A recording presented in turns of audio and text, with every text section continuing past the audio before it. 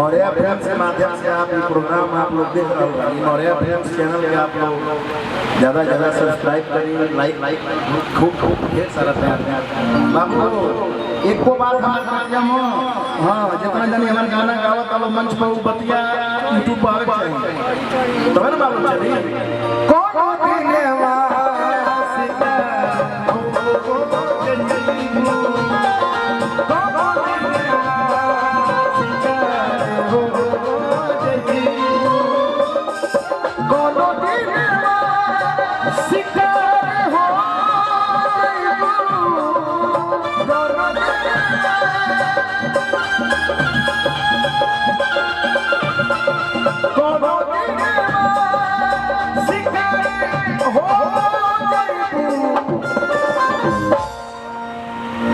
क्या नाम बताइए? शिल्पा लाइन में कूद गल बड़ू तो आवे है सती सावरी मत बना है अब कोनो दिलवा शिकार हो जेबू हमसे मिलबू हमारे हो जेबू हमसे मिलबू हमारे हो हमसे मिलबू हमारे हो जेबू अखिया लड़ल बजब से दिल के करार नइखे अखिया लड़ल बजब से दिल के करार नइखे हम कैसे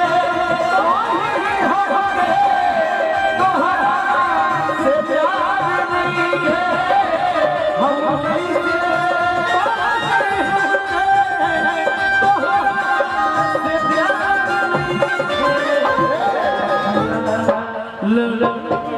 जब सिद्धांत भैया होता है भैया लोग यार लोग तने सामने हो जाए नॉर्मल हो जाए कि जैसन सोचल रहना सिद्धांत भैया मोर बारे सबसे बेजोड़ बारे हो। बचपन से दैनिक जागरण पत्रकारिता की दुनिया में दैनिक जागरण चीफ ब्यूरो जनपद देवरिया उसके साथ साथ विश्व भोजपुरी सम्मेलन के उत्तर प्रदेश के अध्यक्ष बजाए जाने पर हमारे भैया को ढेर सारी शुभकामना। और आप विश्व भोजपुरी सम्मेलन के उत्तर प्रदेश के अध्यक्ष हैं तो आपसे यही विनती है कि हम जैसे कलाकारों को आप सोचेंगे शोली पेवा ढोली वाले को तो दूर करेंगे लेकिन हम जैसे कलाकारों के लिए सोचेंगे, यही आपसे उम्मीद है। और आपके ऊपर अनंत बलवंत बारी हनुमान जी महाराज की और माँ विंध्यवासिनी माँ देवराही की ऐसी मनोकामना बनी रहे। हृदय से आपको शुभकामना है मेरे बड़े भैया कि जैसन सोचल रहना वैसन भैया मोर बारे सबसे बेजोड़ बारे हो। जैसन सोचल रहना वैसन भैया मोर बारे सबसे बेजोड़ बारे हो। कोनो दिनवा सितार हो जइबू कोनो दिनवा सितार हो जइबू कोनो दिनवा सितार हो जइबू कोनो दिनवा सितार हो कोनो दिनवा शिकार हो जाबू हमसे मिलबू हमारे हो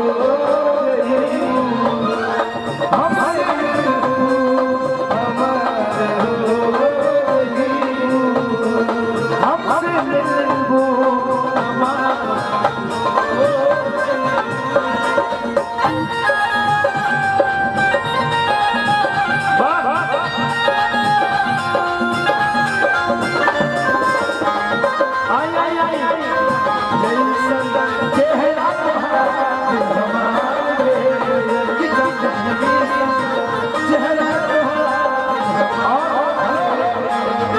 नमन और आचमन के बड़े पिताजी की तरफ से 2100 रुपया का आशीर्वाद।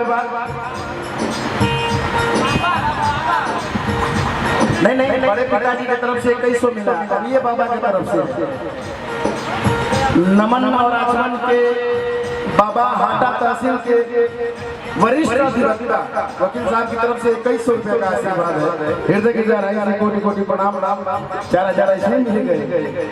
कौन देने वाला सितार हो जईबू, कौन देने वाला सितार हो जईबू।